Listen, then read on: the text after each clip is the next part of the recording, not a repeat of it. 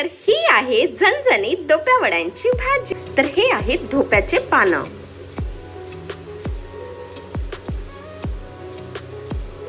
मी त्या धोप्यांच्या पानांना बारीक कापून घेतले आणि त्यात थोडं बेसन मिक्स केलं।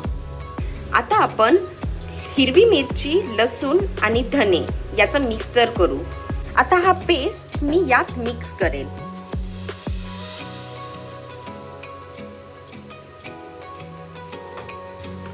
आणि चवीसाठी बस थोडंसं मीठ टाकू।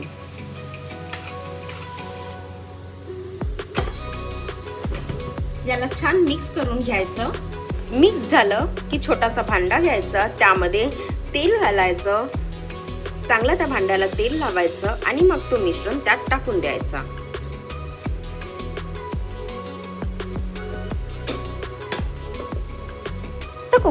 कुकर घेतलं मी आणि कुकर मध्ये तो भांड ठेवलं, थोडं पाणी टाकलंय आणि प्लेट झाकून दिली। आता आपण कुकरच्या 2 ते 3 शिट्ट्या होऊ देऊ।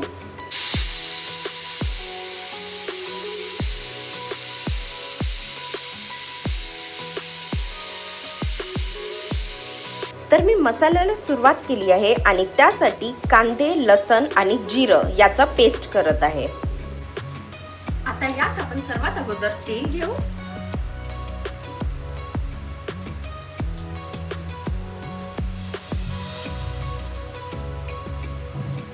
तेल गरम झालं की त्यात मोहरीची फोडणी द्यायची।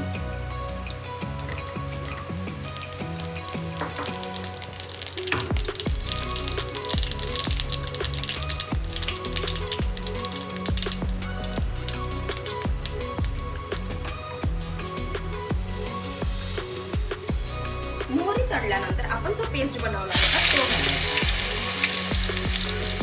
हा आहे कांदा, लसण आणि जिऱ्याचा पेस्ट।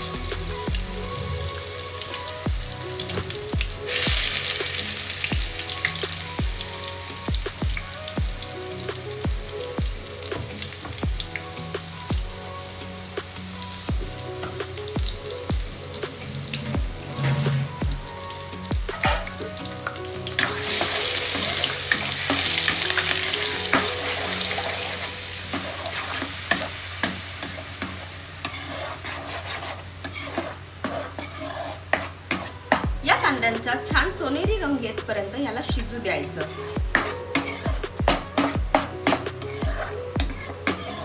त्यानंतर मार्केटमध्ये हा सावजी गरम मसाला मिळतो, त्याला ऍड करायचं।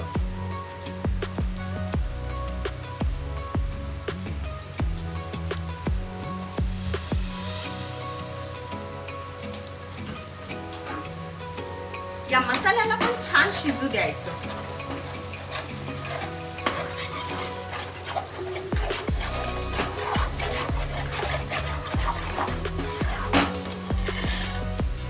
त्यानंतर यात टमाटरचा पेस्ट आणि हळद, तिखट, मीठ मी मिक्स केलं।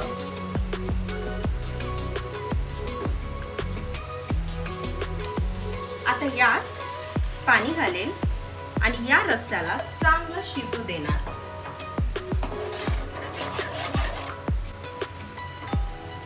त्यानंतर या वड्या घालायच्या।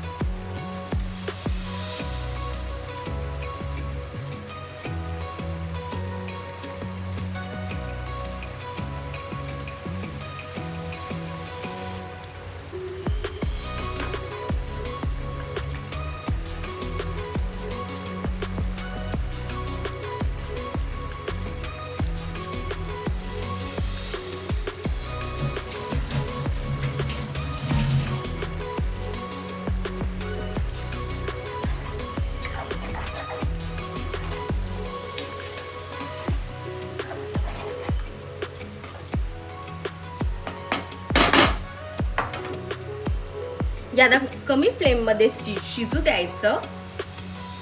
तर ही आहे झणझणीत धोप्या वड्यांची भाजी। जर तुम्हाला रेसिपी आवडली असेल तर नक्कीच लाईक, शेअर आणि सबस्क्राईब करा आणि कॉमेंटमध्ये मला सांगाल की तुम्हाला कशी वाटली आहे. Bye bye.